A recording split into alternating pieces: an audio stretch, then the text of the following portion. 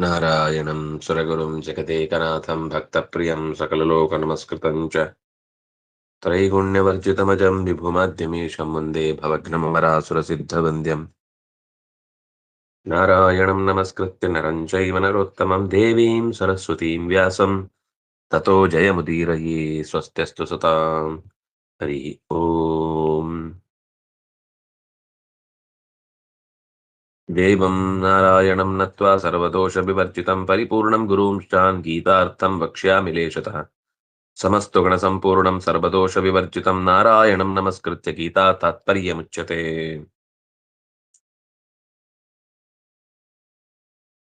ಹಿಂದೆ ನಾವು ಭಗವಂತನ ಬೇರೆ ಬೇರೆ ವಿಶೇಷ ಮುಖಗಳನ್ನ ನೋಡಿದೆವು. ದೇವರಿಗೆ ಅಶ್ವತ್ಥ ಅಂತ ಯಾಕೆ ಹೆಸರು ಅಂದ್ರೆ, ಕುದುರೆಯ ರೂಪದಲ್ಲಿ ಇದ್ದು ಜಗತ್ತಿಗೆ ಅರಿವನ್ನು ಕೊಟ್ಟವನು. ಆಮೇಲೆ ನರರ ಎಲ್ಲ ಬಯಕೆಗಳನ್ನು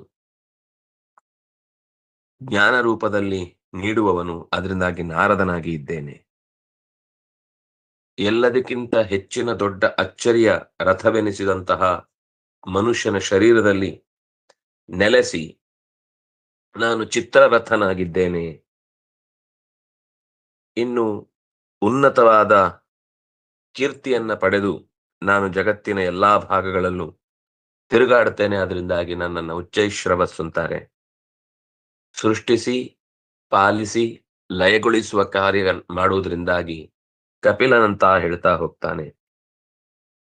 ಇನ್ನು ಐರಾ ಅನಿಸಿದಂತಹ ಲಕ್ಷ್ಮಿಗೆ ಅವತ ರಕ್ಷಕನಾಗಿ ಸದಾ ಜೊತೆಗಿರ್ತಾನೆ ಅನ್ನುವ ಕಾರಣಕ್ಕಾಗಿ ಐರಾವತನಾಗಿದ್ದಾನೆ. ಇನ್ನು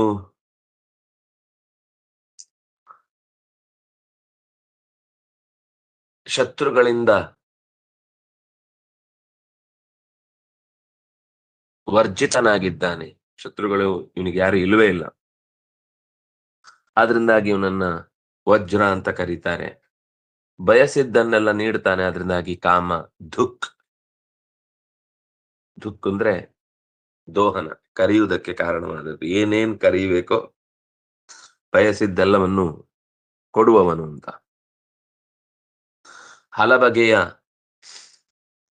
ಸಂತೋಷಗಳನ್ನು ಉಣಿಸುವನಾದ್ರಿಂದಾಗಿ ಇವನಿಗೆ ಕಂದರ್ಪ ಅಂತ ಹೆಸರು ಬಂತು.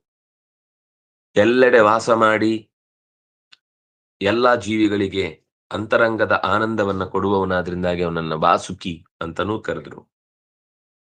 ಇನ್ನು ಕೊನೆಯೇ ಇಲ್ಲದವನಾದ್ರಿಂದಾಗಿ ಅವನನ್ನ ಅನಂತ ಅಂತಂದ್ರು. ಎಲ್ಲರಿಗಿಂತ ಶ್ರೇಷ್ಠನಾಗಿ ಆನಂದಮಯನಾಗಿರುವವನಾದ್ರಿಂದಾಗಿ ಅವನನ್ನ ವರುಣ ಅಂತ ಕರೆದ್ರು. ಎಲ್ಲವನ್ನು ಆವರಿಸುವವನು ಅನ್ನುವ ಕಾರಣಕ್ಕಾಗಿ ಅವನು ವರುಣ. ತಿಳಿಯಲೇಬೇಕಾದ್ದನ್ನು ತಿಳಿದವನಾದ್ರಿಂದಾಗ ಅವನನ್ನ ಅರ್ಯಮ ಅಂತ ಕರೆಯುವುದು ಸಾಧ್ಯವಾಯಿತು. ಆಮೇಲೆ ನಿಯಾಮಕ ಶಕ್ತಿಗಳಲ್ಲಿ ದಂಡಿಸುವ ನಿಯಾಮಕ ಶಕ್ತಿಗಳಲ್ಲಿ ಅತ್ಯಂತ ದೊಡ್ಡ ಯಮನಾಗಿ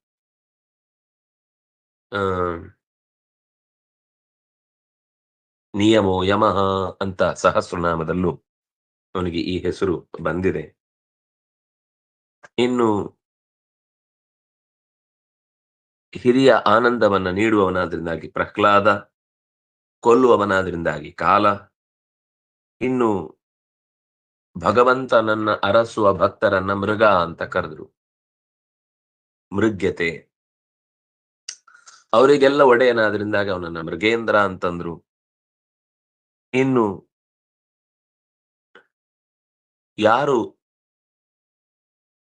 ವಿನತರು, ವಿಶೇಷವಾಗಿ ಎಲ್ಲದಕ್ಕಿಂತ ಭಗವಂತ ಹಿರಿಯ ಅಂತ ತಲೆಬಾಗಿರ್ತಾರೋ ಅಂಥವರಿಗೆ ವಿಶೇಷವಾದ ಆಸರೆಯನ್ನು ಕೊಟ್ಟವನಾದ್ರಿಂದಾಗಿ ಭಗವಂತನಿಗೆ ವೈನತೆಯ ಅನ್ನೋ ಹೆಸರು ಬಂತು. ಈಗ ಯಾಕೆ ಇಷ್ಟು ನಮಗೇನನ್ಸುತ್ತೆ ಅಂದ್ರೆ, ಎಳೆದೆಳೆದು ಏನು ಕಷ್ಟಪಟ್ಟು ಅರ್ಥ ಮಾಡ್ತಿದ್ದಾರೆ ಅಂತ.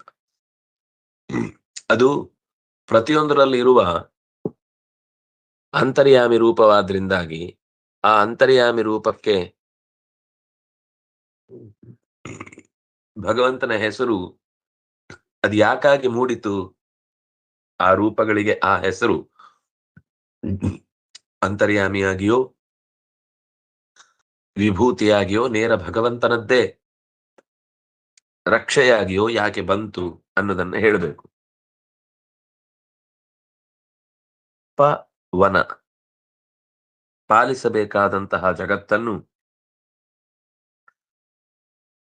ಮತ್ತು ಆ ಜಗತ್ತಿನಲ್ಲಿ ನಿಯಾಮಕರಾದ ದೇವತೆಗಳಿಂದ ಸೇವ್ಯನೂ ಆದ್ರಿಂದಾಗಿ ಪಾಹ ದೇವಾಹ ಪೈಹಿ ವನ್ಯತೆ, ದೇವತೆಗಳಿಂದ ನಿರಂತರವಾಗಿ ಸೇವ್ಯತೆ, ವನ್ಯತೆ ಅಂದ್ರೆ ವನ ಸಂಭಕ್ತ ಅಂತ ಧಾತು, ಸೇವ್ಯತೆ, ಆದ್ರಿಂದಾಗಿ ಅವನನ್ನ ಪವನ ಅಂತ ಕರೆದ್ರು. ಇನ್ನು ರಾಮಶಸ್ತ್ರ ಭೃತಾಮಹಂ, ರಾಮ ಅಂತ ದೇವರಿಗೆ ಹೆಸರಿಕೆ, ಯಾಕೆಂದ್ರೆ ಅವನು ಅಮ, ರ ಅಮ, ರ ಅಂದ್ರೆ ಆನಂದ, ಅಮಿತವಾದ ಆನಂದ ಉಳ್ಳವನಾದ್ರಿಂದಾಗಿ, ಅಮ ಅಂದ್ರೆ ಕೊನೆ ಇಲ್ಲ ಅಂತ ಅರ್ಥ, ಕೊನೆ ಇಲ್ಲದ ಆನಂದ ಉಳ್ಳವನಾದ್ರಿಂದಾಗಿ ಅವನಿಗೆ ರಾಮ ಅಂತ ಕರೆದ್ರು. ಅಂದ್ರೆ ಅವನ ಚಟುವಟಿಕೆ ಎಲ್ಲವೂ ಕೂಡ ಆನಂದಮಯ ಹೊರತು ಅಯ್ಯೋ ಮಾಡದೇ ಇದ್ರೆ ನನಗೆ ಕೆಲಸ ಮಾಡಿಲ್ಲ ಅಂತ ನಾಳೆ ಕೆಟ್ಟ ಹೆಸರು ಬಂದೀತು ಅನ್ನುವ ಭಯ, ಅಥವಾ ಯಾರೋ ಮಾಡದೇ ಇದ್ರೆ ಅವನನ್ನ ಜೋರು ಮಾಡಿ ಮಾಡ್ಲಿಲ್ಲ ಯಾಕೆ ಅಂತ ಕೇಳೋರ ಅನ್ನುವ ಕಾರಣಕ್ಕಾಗಿಯೂ ಅಲ್ಲ. ಆಮೇಲೆ ಮಕರ, ಮಕರ ಅನ್ನೋದು ಕೂಡ ತುಂಬಾ ಸುಂದರವಾದ ಹೆಸರು ಭಗವಂತನಿಗೆ. ಅಂದ್ರೆ ತಿಳಿವು, ತಿಳಿವನ್ನ ಕರೋತಿ, ಜೀವನಲ್ಲಿ ಉಂಟು ಮಾಡುತ್ತಾನೆ, ಅದರಿಂದ ಅವನಿಗೆ ಮಕರ ಅಂತ ಹೆಸರು. ನಮ್ಮಲ್ಲೆಲ್ಲ ಆನಂದವನ್ನು ಉಂಟು ಮಾಡುವವನು, ನಮ್ಮೊಳಗಿನ ನೈಜ ಆನಂದ ಸುಖವನ್ನು, ನೈಜ ಸುಖಾನುಭೂತಿ ರಮಲಾ, ಅಮಲಾ ಆನಂದ, ಅಮಲಾ ಅನುಭೂತಿ, ಅದು ಆನಂದ, ಅದು ಮಕರ ಶಬ್ದದ ಅರ್ಥ. ಇನ್ನು ಜಾಹ್ನವಿ ಅಂತ ದೇವರಿಗೆ ಹೆಸರು. ಒಂದು ಜನ್ನುರ್ ನಾರಾಯಣೋ ನರ ಅನ್ನುವಲ್ಲಿ ಜಹ್ನು ಅನ್ನುವುದೇ ಭಗವಂತನ ಹೆಸರು. ಭಗವಂತನ ಕಾಲಬುಡದಿಂದ ಹುಟ್ಟಿದವಳಾದ್ರಿಂದಾಗಿ ಅವಳನ್ನ ಜಾಹ್ನವಿ ಅಂತ ಕರೀತಾರೆ, ಅದು ಸಹಜವಾಗಿರುವಂತದ್ದು. ಇನ್ನು ಜಾಹ್ನವಿ ಅನ್ನುವಲ್ಲಿ ಜಹತ್ ಅಂದ್ರೆ ಕಾಮನೆಗಳನ್ನ ತೊರೆದವರನ್ನ ಅವಿ ರಕ್ಷಿಸುತ್ತಾನೆ, ಅದರಿಂದಾಗಿ ಜಹ್ ಅವಿ, ಜಾಹ್ ಪೂರ್ಣ ಪ್ರಮಾಣದಲ್ಲಿ, ಸ್ವಲ್ಪವೂ ಸರ್ವಕಾಮಾನ್ ಪರಿತ್ಯಜ್ಯ, ಎಲ್ಲ ಬಗೆಯ ಬಯಕೆಗಳನ್ನು ಬಿಟ್ಟವನಾದ್ರಿಂದಾಗಿ ಅವನನ್ನ ಅವಿ ರಕ್ಷಿಸುವವನಾದ್ರಿಂದಾಗಿ ಭಗವಂತನಿಗೆ ಜಾಹ್ನವಿ ಅಂತ ಹೆಸರು. ಅದು ಸ್ತ್ರೀ ರೂಪವೇ ಆಗ್ಬೇಕು ಅಂತೇನಿಲ್ಲ, ಸ್ತ್ರೀ ರೂಪವೂ ಹೌದು ಭಗವಂತನದ್ದಿದೆ. ಇಲ್ಲಿ ಭಗವಂತನ ಬಯಕೆಗಳನ್ನ ತೊರೆದವನನ್ನ ರಕ್ಷಿಸುವ ರೂಪವನ್ನಾಗಿ ಚಿತ್ರಿಸಿದ್ದಾರೆ. ಸರ್ಗಾಣಾಂ ಆದಿರಂತಶ್ಚ ಮಧ್ಯಂ ಚೈವಾಹಮರ್ಜುನ ಅಧ್ಯಾತ್ಮ ವಿದ್ಯಾನಾಂ ಅಂತ ನೋಡಿದ್ವಿ. ಅಲ್ಲಿ ಆತ್ಮ ಅಂದ್ರೆ ಜೀವ, ಅಧ್ಯಾತ್ಮ ಅಂದ್ರೆ ಜೀವರಿಗೆ ಒಡೆಯ. ಭಗವಂತನನ್ನ ಸಹಜವಾಗಿ ಅಧ್ಯಾತ್ಮ ವಿದ್ಯೆ ಅಂದ್ರೆ ಜೀವರಿಗೆ ಒಡೆಯ ಅಂತ ತಿಳ್ಕೊಳ್ಳುವುದೇ ಪ್ರಧಾನ. ಜೀವರಿಗೆ ಒಡೆಯನಾದ್ರಿಂದಾಗಿ ಭಗವಂತ ಜ್ಞಾನ ರೂಪವಾಗಿ ಎಲ್ಲಾ ವಿದ್ಯೆಗಳಲ್ಲಿ, ವಿದ್ಯಾ ಅನ್ನೋದು ಅವನ ಸ್ವರೂಪವೇ, ಏನೆಲ್ಲ ಇದೆಯೋ ಅದೆಲ್ಲವನ್ನು ತಿಳಿದವನು ವಿದ್ಯಾ, ಮತ್ತು ಆ ಎಲ್ಲ ಜೀವರ ಒಡೆಯ, ಅದರಿಂದಾಗ ಅವನನ್ನ ಅಧ್ಯಾತ್ಮ ವಿದ್ಯಾ ಅಂತ ಕರೆದು ಹೇಳಿದ್ರು. ಆಮೇಲೆ ಅವನು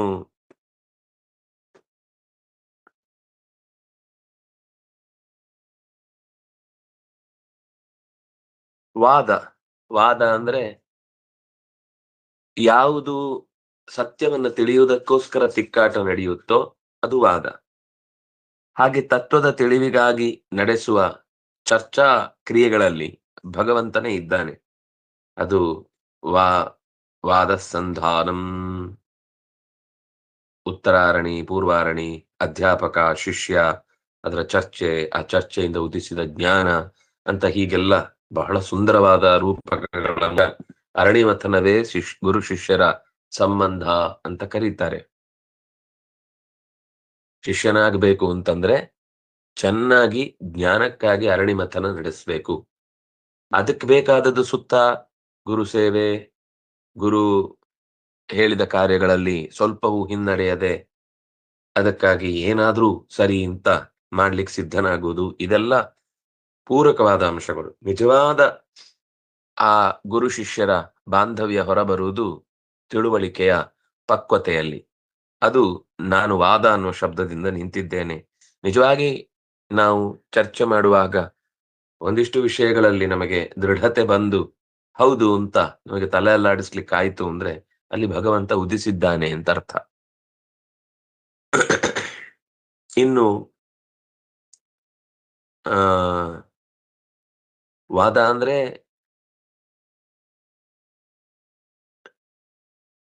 ಎಲ್ಲಾ ಪದಗಳಿಂದಲೂ ಹೇಳಲ್ಪಡುವವನು ಅಂತ ಅರ್ಥ.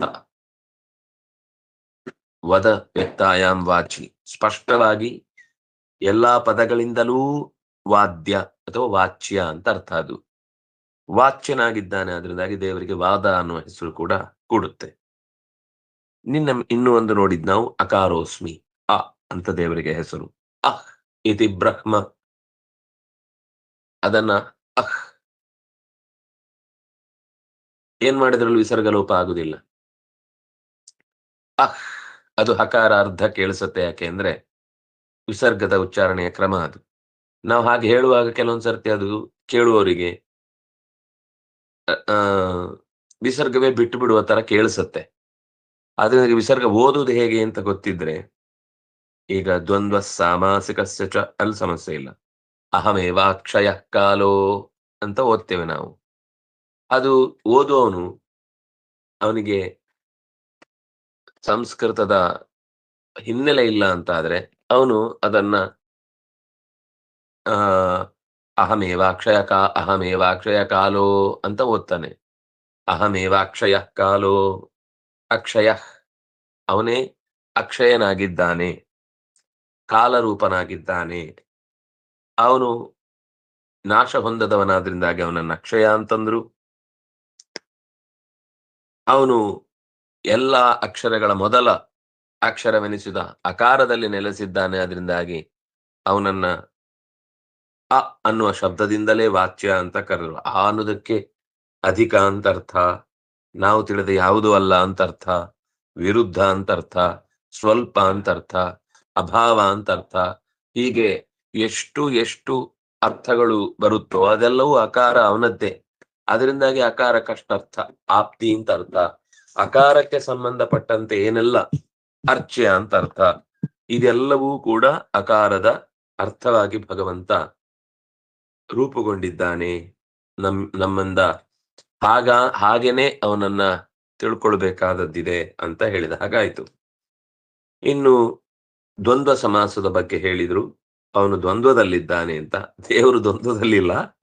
ಒಳ್ಳೇದು ಕೆಟ್ಟದು ಎರಡಕ್ಕೂ ಅವನೇ ಒಡೆಯನಾದದ್ರಿಂದ ಎರಡು ರೂಪಗಳಿಂದ ಎದುರಾಳಿಯಲ್ಲೂ ಇದ್ದಾನೆ, ಪ್ರತಿದಾಳಿಯಲ್ಲೂ ಇದ್ದಾನೆ, ಪ್ರತಿದಾಳಿಕಾರನಲ್ಲೂ ಇದ್ದಾನೆ.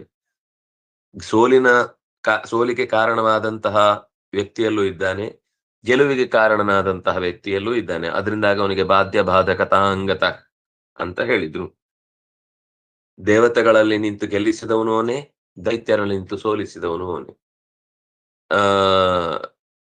ಇದು ಎಲ್ಲಾ ಕಡೆಗೂ ಅನ್ವಯ. ಜಗತ್ತಿನಲ್ಲಿ ಏನೆಲ್ಲ ಎರಡು ನಡೆಯುತ್ತೋ ವಿರುದ್ಧವಾದದ್ದು, ಆ ಎರಡು ನಡೆಯುವಾಗ ನಮ್ಗೇನನ್ಸುತ್ತೆ, ಒಂದು ನಮ್ ಕೈಯಲ್ಲಿಲ್ಲ, ಒಂದು ಮಾತ್ರ ನಮ್ ಕೈಯಲ್ಲಿದೆ ಅಂತ. ನಿಜವಾಗಿ ಎರಡೂ ನಮ್ ಕೈಯಲ್ಲಿಲ್ಲ, ಎರಡೂ ಅವನ ಕೈಯಲ್ಲಿದೆ. ನಾವೇನ್ ಅನ್ಕೊಂಡ್ವಿ, ಇದು ಸತಿ ಗೆದ್ದೇ ಗೆಲ್ತೇವೆ ಅಂತ ತುಂಬಾ ವಿಶ್ವಾಸದಿಂದ, ಅತಿಯಾದ ವಿಶ್ವಾಸದಿಂದ ನಿರೀಕ್ಷೆ ಮಾಡ್ತಾ ಇರ್ತೇವೆ. ಆದ್ರೆ ಯಾವಾಗ ನಮ್ಮ ಬದುಕಿಗೆ ನಿರಂತರ ಮತ್ತೆ ಮತ್ತೆ ಸೋಲು ಬರುತ್ತೆ, ಆವಾಗ ಅನ್ಸುತ್ತೆ ಈ ದೇವ್ರು ಇದ್ದಾನೋ ಇಲ್ವೋ, ಈ ಕರ್ಮಗಳೆಲ್ಲ ಏನು ನಿಜನೋ ಸುಳ್ಳೋ, ನಮ್ಗೆ ಇಲ್ಲ ಅಂದ್ರೆ ನಾನು ಇಷ್ಟು ಪಾಠ ಕೇಳ್ತೇನೆ, ಅಧ್ಯಯನ ಮಾಡ್ತೇನೆ, ಓದ್ತೇನೆ, ದೇವರ ಗುಡಿಗಳಲ್ಲಿ ಮಣ್ಣು ಹೊರುತ್ತೇನೆ, ಸೇವೆ ಮಾಡ್ತೇನೆ, ದುಡ್ಡು ಕೊಟ್ಟು ಬೇರೆ ಬೇರೆ ಪೂಜೆ ಬರೆಸ್ತೇನೆ, ಇಷ್ಟು ಮಾಡಿದ್ರು ಕೂಡ ನನಗೆ ದೇವ್ರು ಯಾಕೆ ಕೈ ಹಿಡಿತಾ ಇಲ್ಲ ಅಂತ ಹೀಗೊಂದು ಪ್ರಶ್ನೆ ಬರುತ್ತೆ. ಬಹುಶಃ ಈ ಪ್ರಶ್ನೆಗೆ ಉತ್ತರ ಭಗವಂತನ ನಾವು ದ್ವಂದ್ವ ಅನ್ನುವ ರೂಪವನ್ನು ಉಪಾಸನೆ ಮಾಡಿದ್ರೆ ಸರಿ ಹೋಗುತ್ತೆ. ದ್ವಂದ್ವ ಅಂತ ದೇವರಿಗೊಂದು ಹೆಸರು. ಎರಡೂ ಕಡೆ ನಿಂತು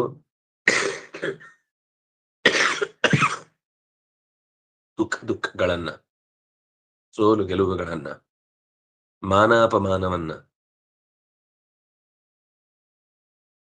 ನೋವು ನಲಿವುಗಳನ್ನ, ಜಯಾಪಜಯಗಳನ್ನ ಕೊಡುವವನು ನಾನೇ ಅಂತ ಇಷ್ಟು ಸ್ಪಷ್ಟವಾಗಿ ದೇವರು ತನ್ನ ಹೆಸರು ದ್ವಂದ್ವ ಅಂತ ಹೇಳುವುದರ ಮೂಲಕ ನಮಗೆ ತುಂಬಾ ದ್ವಂದ್ವಗಳಿರ್ತವೆ. ಹಾಗೋ ಹೀಗೋ, ಅದೋ ಇದೋ, ಅವರೋ ಇವರೋ, ಇದು ಸರಿನಾ ಅದು ಸರಿನಾ, ಹೀಗ್ ತಿಳ್ಕೊಳ್ಬೇಕಿತ್ತ ಅಥವಾ ಅದೇ ಮೊದ್ಲಿದ್ದೇ ಕರೆಕ್ಟ್ ಇತ್ತ, ನಾನು ಈ ದೇವತೆಗಳನ್ನು ಉಪಾಸನೆ ಮಾಡ್ತಿದ್ದಾಗ ಫಲ ಬರ್ತಿತ್ತು, ಈಗ ದೇವರನ್ನು ಉಪಾಸನೆ ಮಾಡ್ಲಿಕ್ಕೆ ವಿಷಯ ಗೊತ್ತಾದ್ಮೇಲೆ ನಾನು ಏನ್ ಮಾಡಿದ್ರು ನನ್ನ ಕೆಲಸಗಳು ಕೈ ಕೂಡುದಿಲ್ಲ, ಅದರಿಂದಾಗಿ ಬಹುಶಃ ನಾನು ಮೊದ್ಲು ಮಾಡ್ತಾ ಇದ್ದದ್ದೇ ಕರೆಕ್ಟೋ ಏನೋ, ಆಮೇಲೆ ಆ ದೇವರ ನಿಜವಾದ ಉಪಾಸನೆ ಕ್ರಮವನ್ನು ಬಿಟ್ಟು ಈಗ ಮಾಡುವಾಗ ನನಗೆ ಹೆಚ್ಚು ಫಲ ಸಿಗ್ತಾ ಇದೆ, ಅದರಿಂದಾಗಿ ಇದೇ ಹೆಚ್ಚು ಹತ್ರದ್ದು, ಮತ್ತೆ ನೋಡೋಣ ಅದು ಬೇಕಿದ್ರೆ, ಇದು ಬೇಡ ಅಂತ ಬಿಡುದೇ ಒಳ್ಳೇದು ಅಂತ ಅನ್ಸುತ್ತೆ ಅಂತ ಈ ರೀತಿ ನೂರಾರು ಭಾವನೆಗಳು. ನಾವ್ ಅನ್ಕೊಂಡ ಮದ್ವೆ ನಿಂತು ಹೋಗುತ್ತೆ, ನಾವ್ ಅನ್ಕೊಂಡ ಕೆಲಸ ಕೈ ತಪ್ಪುತ್ತೆ, ನಾವ್ ಅನ್ಕೊಂಡ ಆಸ್ತಿ ಕೈಗೆ ಬರಲೇ ಇಲ್ಲ, ನಾವ್ ಅನ್ಕೊಂಡ ಮಕ್ಕಳು ನಮ್ಮ ವಿರುದ್ಧ ನಿಂತಿದ್ದಾರೆ, ನಾವ್ ಅನ್ಕೊಂಡ ಬಂಧುಗಳು ನಮ್ಮಿಂದ ದೂರ ಆಗಿದ್ದಾರೆ, ನಾವ್ ಅನ್ಕೊಂಡ ಊರಿನಲ್ಲಿ ಈಗ ಮರ್ಯಾದೆ ಇಲ್ಲ, ನಾವ್ ಅನ್ಕೊಂಡ ಪ್ರಜೆಗಳು ಓಟ್ ಹಾಕುದನ್ನು ನಿಲ್ಲಿಸ್ಬಿಟ್ಟಿದ್ದಾರೆ, ನಾವ್ ಅನ್ಕೊಂಡ ಪ್ರತಿಯೊಂದು ಕ್ರಿಯೆಯಲ್ಲೂ ಕೂಡ ನಾವೇನ್ ಅನ್ಕೋತೇವೋ ಅದು ಆಗುದಿಲ್ಲ, ಅದರಿಂದಾಗಿ ಹಾಗಿದೆಯೋ ಹೀಗಿದೆಯೋ ಅನ್ನುವ ಈ ದ್ವಂದ್ವಗಳ ದುರವಸ್ಥೆಯನ್ನ ಪರಿಹರಿಸುವಲ್ಲಿ ಭಗವಂತನ ಈ ದ್ವಂದ್ವ ಅನ್ನುವ ರೂಪ ಅತ್ಯಂತ ನಮಗೆ ಬಲವನ್ನ ತುಂಬುವಂತದ್ದು. ಹಾಗಾಗಿ ದೇವರನ್ನ ದ್ವಂದ್ವ ಅಂತ ಚಿಂತಿಸುವುದರ ಮೂಲಕ ಎರಡೂ ಕಡೆ ಇದ್ದು ನಾನೇ ಸೋಲಿಸುವವನು ನಾನೇ, ಗೆಲ್ಲಿಸುವವನು ನಾನೇ, ಎದುರಾಳಿಯಲ್ಲಿ ಇದ್ದು ಸೋತವನು ನಾನೇ, ಅಂದ್ರೆ ಆ ವ್ಯಕ್ತಿಯಲ್ಲಿ ನಿಂತು ಸೋಲಿಸಿದವನು ನಾನೇ, ನಿನ್ನಲ್ಲಿ ನಿಂತು ಯಶಸ್ಸನ್ನ ಕೊಟ್ಟು ನಿನ್ನನ್ನ ಗೆಲ್ಲಿಸಿದವನು ನಾನೇ. ಇನ್ನು ಅವನೇ ಕಾಲನಾಗಿ ಎಲ್ಲವನ್ನ ಸೇರಿಸುವವನಾಗಿ ಎಲ್ಲವನ್ನು ಬಿಡಿಸುವವನಾಗಿ. ಮತ್ತೆ ದೇವರನ್ನು ಉಪಾಸನೆ ಮಾಡಬೇಕಾದದ್ದು ಕಾಲ ಅಂತ, ಎಲ್ಲವನ್ನು ಕೂಡಿಸುವವನು. ಕೆಲವು ಬಾಂಧವ್ಯಗಳು ಏನ್ ಮಾಡಿದ್ರು ಕೂಡುದಿಲ್ಲ, ಬಿಟ್ಟು ಹೋಗ್ತಾ ಇರುತ್ತೆ. ಅಲ್ಲಿ ಬಿಟ್ಟು ಹೋಗ್ಲಿಕ್ಕೆ ಕಾರಣನು ನಾನೇ. ಪ್ರಿಯ ಅನ್ನುವ ರೂಪ ಭಗವಂತನದಿರುವ ತನಕ ನಮಗೆ ಎಲ್ಲ ಸಂಗತಿಗಳು ಕೂಡ ಹಿತ ಆಗ್ತಾ ಇರುತ್ತೆ.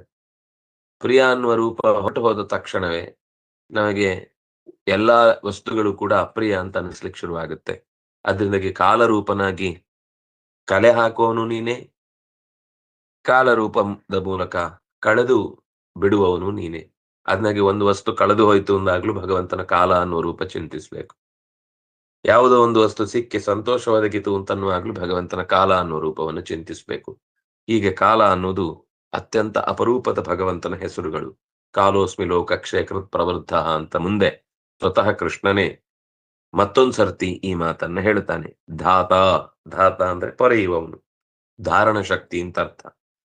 ವಿಶ್ವದ ಎಲ್ಲ ಮೂಲೆಗಳಲ್ಲಿ ಇರುವಂತಹ ಅವನಿಗೆ ಕಣ್ಣಿಗೆ ಕಾಣದೆ ಯಾವುದೋ ಒಂದು ಬಾಕಿ ಉಳಿದು ಹೋಯ್ತು, ನೋಡ್ಲಿಕ್ಕಾಗ್ಲಿಲ್ಲ, ಲೆಕ್ಕಾಚಾರ ತಪ್ತು, ಈ ಕರ್ಮ ಇದ್ದದ್ದೇ ಗೊತ್ತಿರ್ಲಿಲ್ಲ, ಇದು ಯಾವ ಪುಟದಲ್ಲಿ ಬರೆದಿದ್ರು, ಅಥವಾ ಇದು ಯಾವ ಮೂಲೆಯಲ್ಲಿ ಅಡಗಿತ್ತು, ಅಥವಾ ಇದು ಇಲ್ಲಿ ತನಕ ಎಲ್ಲಿ ಮರೆಯಾಗಿತ್ತು ಅನ್ನುವ ಈ ಎಡವಟ್ಟುಗಳು ಭಗವಂತನ ಕಾರ್ಯಭಾರಗಳಲ್ಲಿ ಕಾಣುವಂಥದ್ದಲ್ಲ.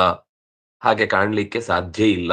ಅದರಿಂದಾಗ ಅವನನ್ನ ವಿಶ್ವತೋಮುಖ ದಾತ, ವಿಶ್ವದ ಎಲ್ಲಾ ಮುಖಗಳಿಂದಲೂ, ಕ್ರಿಯಾಮುಖಗಳು, ಭಾವಮುಖಗಳು.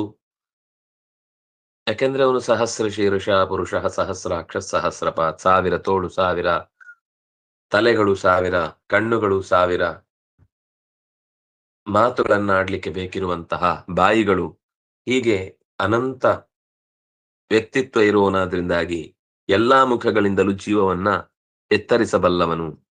ಮೃತ್ಯು ಸರ್ವಹರಶ್ಚಾಹಂ ಉದ್ಭವಶ್ಚ ಭವಿಷ್ಯತಾಂ ಕೀರ್ತಿ ಶ್ರೀವಾಕ್ಚನಾರೀಣಾಂ ಸ್ಮೃತಿ ಮೇಧಾ ಧೃತಿ ಕ್ರಮ ಕ್ಷಮ. ಎಲ್ಲವನ್ನು ಕಬಳಿಸುವ ಮೃತ್ಯು ದೇವತೆ ನಾನಾಗಿದ್ದೇನೆ. ಯಾಕೆಂದ್ರೆ ಮೃತ್ಯು ಅಂದ್ರೆ ಸಾಯಿಸುವವನು ಅಂತ ಅರ್ಥ. ಸಾಯಿಸೋದು ಅಂದ್ರೆ ಕೇವಲ ಜೀವಕ್ಕೆ ಪೆಟ್ಟು ಕೊಟ್ಟು, ಅಂದ್ರೆ ಶರೀರವನ್ನ ಕಿತ್ತು ಹಾಕುವುದು ಮಾತ್ರ ಅಲ್ಲ. ಸಾವು ಅನ್ನೋದು ನೂರಾರು ತರ ಇದೆ. ಸಾವೇ ಶಿಕ್ಷೆ ಅಂತ ಅನ್ನೋದು ಕೆಲವೊಂದ್ ಸರ್ತಿ ಅವನ ಸಂಪತ್ತು ಪೂರ್ಣ ನಾಶ ಆಗುತ್ತೆ.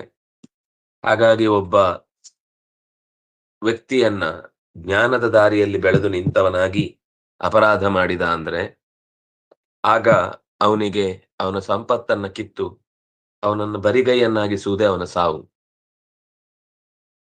ಯಾವುದನ್ನ ಅವನು ಅತ್ಯಂತ ಹೆಚ್ಚು ಪ್ರೀತಿಸ್ತಾ ಇರ್ತಾನೋ ಆ ವಸ್ತುವನ್ನ ಅವನ ಕೈಯಿಂದ ಕಿತ್ಕೊಳ್ಳುವುದು ಅಂತ. ದೇಹಕ್ಕಾಗಿ ಒದ್ದಾಡ್ತಾ ಇರುವವನಾಗಿದ್ರೆ ಅವನಿಗೆ ಆ ದೇಹವನ್ನೇ ಕಳಚುವುದು ಅವನಿಗೆ ಶಿಕ್ಷೆ ಆಗತ್ತೆ. ಅವನ ಹತ್ರ ಆಸ್ತಿ ಇದೆ, ಅವನನ್ನ ಮರ್ಯಾದೆಗೆ ತುಂಬಾ ಅವನು ಬೆಲೆ ಕೊಡ್ತಾನೆ ಅಂತಂದಾಗ ಆ ಮರ್ಯಾದೆಯನ್ನ ತೆಗಿತಾರೆ. ಅದು ಸಾವಿಗಿಂತಲೂ ಜಾಸ್ತಿ ಅವನಿಗೆ. ಅದು ಶಿಕ್ಷೆ ಕೊಡುವವನಿಗೆ ಗೊತ್ತು, ನಮಗೆ ಗೊತ್ತಾಗಲ್ಲ. ನಾವು ಡಿಸೈಡ್ ಮಾಡ್ತೇವೆ ಅವನನ್ನ ಯಾಕೆ ಅಶ್ವತ್ಥಾಮಾಚಾರ್ಯರನ್ನ ಕೊಲ್ಲಿಲ್ಲ. ವಸ್ತುತಃ ಮಕ್ಕಳನ್ನ ಕೊಂದ, ಅವನನ್ನು ಕೊಲ್ಲಬೇಕಿತ್ತು. ಆದ್ರೆ ಕೃಷ್ಣ ಹೇಳ್ತಾನೆ, ಸಾವು ಅಂದ್ರೆ ಪ್ರಾಣ ತೆಗೆಯುವುದು ಮಾತ್ರ ಅಲ್ಲ, ಅವನ ಸಂಪತ್ತನ್ನ ಅಪಹಾರ ಮಾಡಿ ಅವನಿಗಿರುವ ರೆಪ್ಯುಟೇಷನ್ ಅನ್ನ ತೆಗೆದು ಅವನಿಗೆ ಶರೀರದ ಮೇಲಿದ್ದ ಅಭಿಮಾನವನ್ನ ಕಳಚುವುದಕ್ಕಾಗಿ ಮೈತುಂಬ ರೋಗಗಳನ್ನ ಕೊಟ್ಟು ಅಲ್ಲಿಂದ ಕಳುಹಿಸಿಕೊಡುತ್ತಾರೆ. ಇದು ಅವನಿಗೆ ಸಾವಿಗಿಂತ ಹೆಚ್ಚು. ಸತ್ರೆ ಅಷ್ಟಕ್ಕೆ ಮುಗಿದೋಗುತ್ತೆ, ಶರೀರ ಬೇರೆ ಆಯಿತು.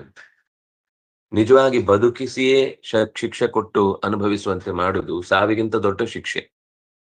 ಆದ್ರೆ ನಮ್ಗೆ ಲೆಕ್ಕಾಚಾರ ಶಿಕ್ಷೆ ಅಂತಂದ್ರೆ ಪರಮಾವಧಿ ಗಲ್ಲು ಅಂತ.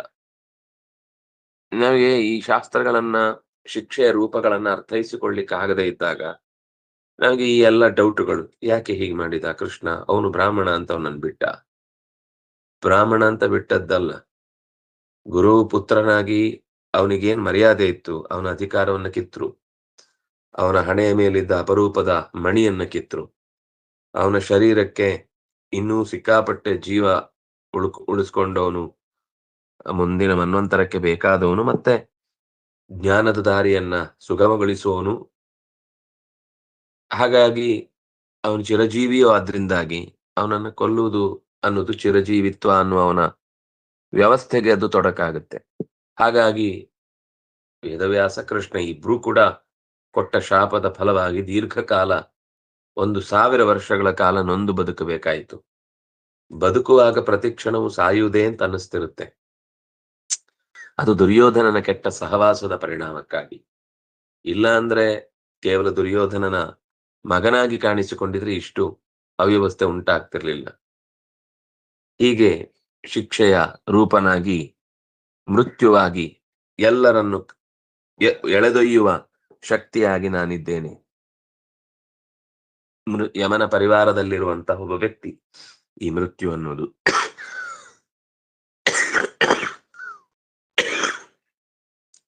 ಎಲ್ಲವನ್ನು ಕಬಳಿಸುವ ಶಕ್ತಿಯನ್ನ ಇತ್ತು ಎಲ್ಲ ಜೀವಗಳನ್ನು ಅಥವಾ ಎಲ್ಲ ಜೀವರ ಸಂಪತ್ತನ್ನು, ಆರೋಗ್ಯವನ್ನು, ಆರೋಗ್ಯ ಕಸಿಯುವುದು ಕೂಡ ಒಂದು ಸಾವೇ. ಯಾಕೆಂದ್ರೆ ಯಾವುದೇ ಯೋಚನೆ ಇಲ್ಲದೆ ತಿಂದದ್ದು ಜೀರ್ಣ ಆಗುತ್ತೆ, ಓಡಾಡಿದಲ್ಲಿ ಮೈಕೈ ಆರಾಮವಾಗಿ ಅದರ ಆನಂದವನ್ನು ಅನುಭವಿಸುತ್ತೆ ಅನ್ನುವ ಸ್ಥಿತಿ ಇದ್ರೆ ಅವನು ತುಂಬಾ ಅದೃಷ್ಟವಂತ. ಆದ್ರೆ ಈ ಮನಸ್ಸಿಗೆ ಒದಗುವ ರೋಗ ಇದೆಯಲ್ಲ, ಅದು ಎಲ್ಲ ರೋಗಗಳಿಗಿಂತ ಭಯಾನಕ, ಸಾವಿಗಿಂತಲೂ ಭಯ. ಅದು ಮೃತ್ಯುವಾಗಿ ನಿಂತು ಬಿಟ್ರೆ ನನಗೇನೂ ಇಲ್ಲ, ಎಲ್ಲ ಇರುತ್ತೆ, ನನಗೆ ಸಿಗಲಿಲ್ಲ, ನನಗೆ ಕೊಡ್ಲಿಲ್ಲ, ಅವ್ರ ಹತ್ರ ಹೆಚ್ಚಿದೆ, ನನ್ನ ಹತ್ರ ಇಲ್ಲ, ನನ್ನ ಹತ್ರ ಇಲ್ಲ ಇಲ್ಲ ಇಲ್ಲ ಇಲ್ಲ ಅನ್ನೋದನ್ನೇ ಹೆಚ್ಚು ಹೇಳಿ ಕೊನೆಗೆ ಅದನ್ನು ಇಲ್ಲವಾಗಿಸಿಕೊಳ್ಳುವ ಈ ಬುದ್ಧಿಗೆ ಇಲ್ಲ ಅಂತ ಬರುವ ಮೃತ್ಯುವಿನ ರೂಪ ಇದೆಯಲ್ಲ, ಇದು ಅತ್ಯಂತ ಭಯಾನಕ. ಇನ್ನು ಉದ್ಭವ, ಹುಟ್ಟಿಸುವವನು, ಹುಟ್ಟುವವನು ಕೂಡ. ಭವಿಷ್ಯತಾಂ ಉದ್ಭವತ್, ಮುಂದೆ ಹುಟ್ಟಬೇಕಾದವರಲ್ಲಿ ಹುಟ್ಟಿಸುವವನು ನಾನೇ. ಇನ್ನು ಕೀರ್ತಿಯ ದೇವತೆ ನಾನು, ಶ್ರೀದೇವತೆ ನಾನು, ವಾಗ್ದೇವತೆ ನಾನು, ಸ್ಮರಣ ದೇವತೆ ನಾನು, ಧಾರಣ ದೇವತೆ ನಾನು, ತಾಳ್ಮೆಯ ದೇವತೆ ನಾನು, ಸಹಿಸಿಕೊಳ್ಳುವ ಗುಣ ನಾನು. ಇಷ್ಟು ಗುಣಗಳಲ್ಲಿ ಹೆಣ್ಣಿನ ಶಕ್ತಿಯಾಗಿ ನಾನು ನಿಂತಿದ್ದೇನೆ. ಲಕ್ಷ್ಮಿಗೆ ಇಷ್ಟು ರೂಪಗಳಿವೆ. ಅಷ್ಟು ರೂಪಗಳನ್ನ ತೊಡುವುದಕ್ಕೆ ಕಾರಣವಾದ ವ್ಯಕ್ತಿತ್ವ ಅದು ನನ್ನಿಂದ ರೂಪುಗೊಂಡಿದೆ. ಕೀರ್ತನೀಯನಾದ್ರಿಂದಾಗಿ ಭಗವಂತನಿಗೆ ಕೀರ್ತಿ ಅಂತ ಹೆಸರು. ಇದನ್ನ ಉಪಾಸನೆ ಮಾಡಿದವನಲ್ಲಿ ಈ ಗುಣಗಳು ತಾನಾಗಿ ಬರುತ್ತೆ. ಕೀರ್ತನೀಯ ಭಗವಂತ, ಅದರಿಂದಾಗ ಅವನಿಗೆ ಕೀರ್ತಿ ಅಂತ ಹೆಸರು. ಎಲ್ಲ ದೇವತೆಗಳಿಗೆ ಆಶ್ರಯ, ಅದರಿಂದಾಗ ಅವನಿಗೆ ಶ್ರೀ ಅಂತ ಹೆಸರು. ಶ್ರೀದೇವಿಯಲ್ಲಿ ಎಲ್ಲದಕ್ಕೂ ಆಶ್ರಯ ಕೊಡುವ ಶಕ್ತಿಯಾಗಿ, ಇದೆಲ್ಲವೂ ಲಕ್ಷ್ಮಿಯ ಗುಣಗಳೇ. ಅದು ಯಾಕೆ ಆ ಗುಣ ಬಂತು ಅನ್ನೋದಕ್ಕೆ ಭಗವಂತನ ರೂಪಗಳನ್ನು ಹೇಳ್ತಾ ಹೋಗ್ತಾರೆ. ವಕ್ತೃವಾಗಿ, ವಾಕ್ ರೂಪನಾಗಿ ಮತ್ತೆ ವಾಗ್ದೇವಿ ಅಂತ ಅನಿಸಿಕೊಂಡಿದ್ದೇನೆ. ನಿತ್ಯ ಸ್ಮರಣೀಯನಾದ್ರಿಂದಾಗ ಅವನನ್ನ ಸ್ಮೃತಿ ಅಂತ ಸ್ಮೃತಿ ದೇವಿಯಲ್ಲಿ ನಾನು ನೆಲೆಸಿದ್ದೇನೆ. ಅರಿವಿನ ಧಾರಕ ಶಕ್ತಿಯಾಗಿ ಮೇಧಾ, ಅರಿವೇ ಇಂಧನವಾಗಿ ಮಾ ಏವ ಇದಾ ಇಂಧಿ ದೀಪ್ತವು, ಅರಿವೇ ನಿರಂತರ ಪ್ರಜ್ವಾಲಕವಾಗಿ ಈ ಏನಂತೇವೆ ಚಿಕಿತ್ಸಕ ಬುದ್ಧಿಯಿಂದ ಪ್ರತಿಯೊಂದು ವಸ್ತುವನ್ನು ಅರಿತುಕೊಳ್ಳುವ ಶಕ್ತಿ, ಅರಿವೇ ಇಂಧನವಾಗಿ ಉಪಯೋಗಿಸುವಂತಹ ಮೇಧಾಶಕ್ತಿ, ಧ್ಯೇಯ ರೂಪವಾಗಿ ದೃಢವಾದ ನಿಶ್ಚಯಕ್ಕೆ ಬಂದ ಧೃತಿ ಅನ್ನುವ ಧೃತಿ ದೇವಿಯಲ್ಲಿ, ಅಪರಾಧಗಳನ್ನ ಕ್ಷಮಿಸುವವನಾಗಿ ಕ್ಷಮಾ ಅನ್ನುವ ರೂಪದಲ್ಲಿ ಲಕ್ಷ್ಮಿಯಲ್ಲಿ ನೆಲೆಸಿ, ಉಳಿದ ಹೆಣ್ಣು ಮಕ್ಕಳಿಗೂ ಇಂತಹ ಅವರಲ್ಲಿ ಆ ಗುಣವನ್ನು ನಾವು ಕಂಡ್ರೆ ಸಾಕು, ಅಲ್ಲಿ ಭಗವಂತನ ರೂಪ ಇದೆ ಅಂತ ನಾವು ಊಹಿಸ್ಲಿಕ್ಕೆ ಅಥವಾ ಉಪಾಸಿಸ್ಲಿಕ್ಕೆ ಯಾವ ತಡೆಯೂ ಇಲ್ಲ ಅಂತ ಹೀಗೆ ಹೇಳಿ ಮುಂದೆ ಸಾಮದ ವೈಶಿಷ್ಟ್ಯವನ್ನ ಹೇಳ್ತಾರೆ. ನಾಳೆ ಮತ್ತೆ ಆ ಮುಂದಿನ ಚಿತ್ರಣವನ್ನ ಅನುಸಂಧಾನ ಮಾಡೋಣ ಅಂತ ಹೇಳ್ತಾ, ಶ್ರೀ ಹರಿಪ್ರಿಯತಾಂ ಶ್ರೀ ಕೃಷ್ಣಾರ್ಪಣಮಸ್ತು.